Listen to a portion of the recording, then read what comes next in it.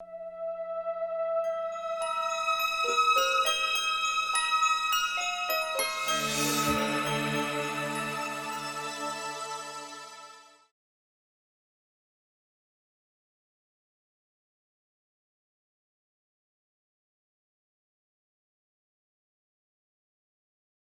actually, I did some jobs as an extra, but then me and my twin brother were invited to shoot a children's series for the national TV.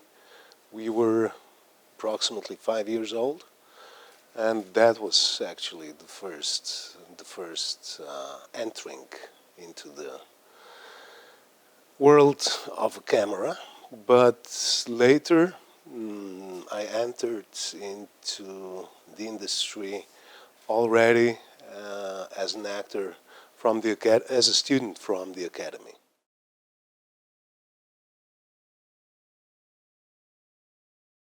He was like upset, of course. He's a big star. He's a very famous actor, very good director, professor, writer, screenwriter, and a musician. And he said, "No, why don't you stick to stomatology?" Like, which was my first actually choice to study.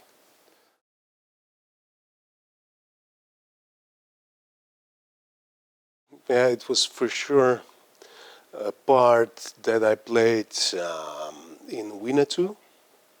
I played the chief of Comanches, and it was Lakota language, which is approximately the same as Albanian for me, since I played an Albanian mobster recently in the crime TV series. And yeah, those were the two most difficult languages that I had to learn. We were screening the first two episodes of Besa on Sarajevo Film Festival, and later on some people approached me and they addressed me in Albanian, and I had to, of course, I had to reply in English, and that I don't speak any. I mean, I do a little bit, but then they said, "No, come on, this is a joke, right?" Because, yeah, I did it properly, obviously. So it was a great compliment for me, but I don't speak Albanian.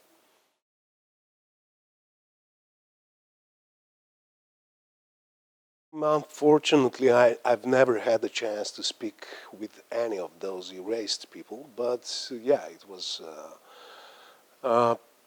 publicly very known that the Slovenian government in February 1992 erased approximately 20 to 25,000 people.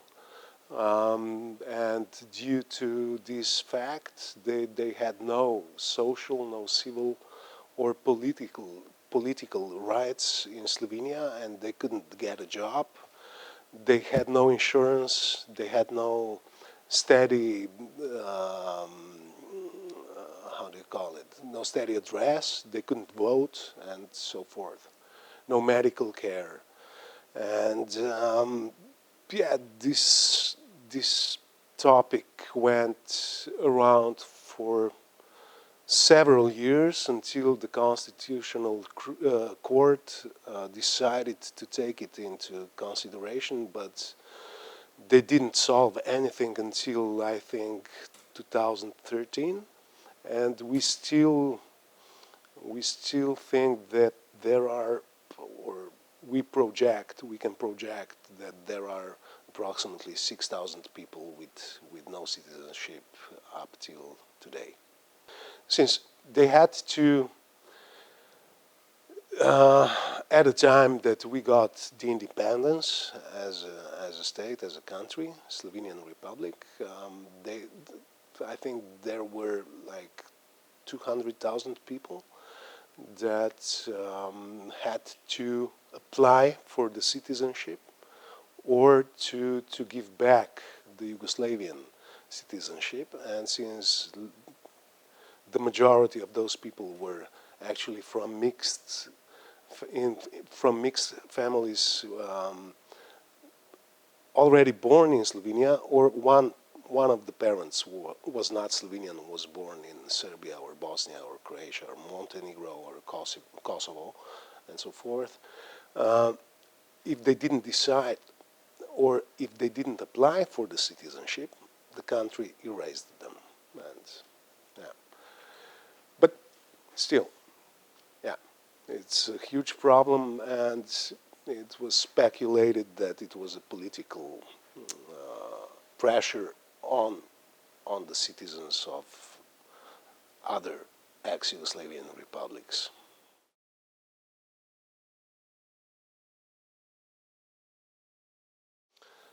Yes, the film is directed by Igor Ivanov, and it's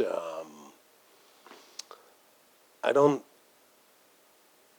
I don't have to spoil it, but it's a very very complex storyline, and I play a Slovenian psychiatrist, uh, but I speak Macedonian, and yeah, it was a beautiful work. I hope they're gonna finish it as soon as possible, so I'm gonna be able to see what we did.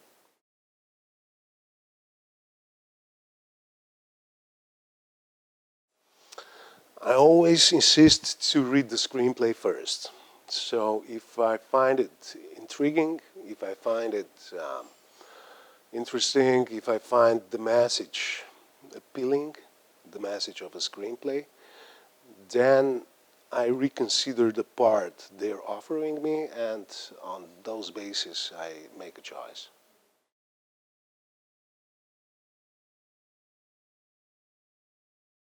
I have two sons. They're going to be 21 and 23, and I'm the most proud father in the world. I'm not sure, since with the girls, probably I would have behaved differently as a father. I always said if I would have had a girl, she would be, she would be, you know, playing me around her little finger, for sure. But we're only men Cavazzas in the whole family. There were only sons.